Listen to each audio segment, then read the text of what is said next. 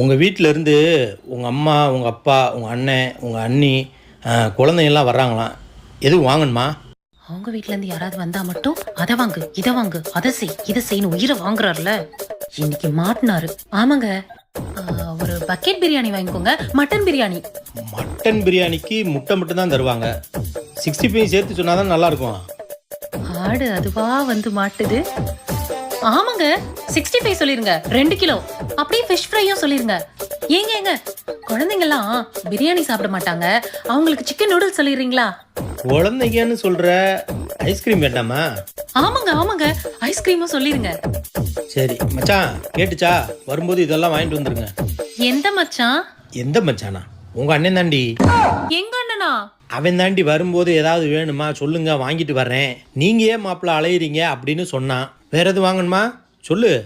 மச்சான் பேரு மதுரை.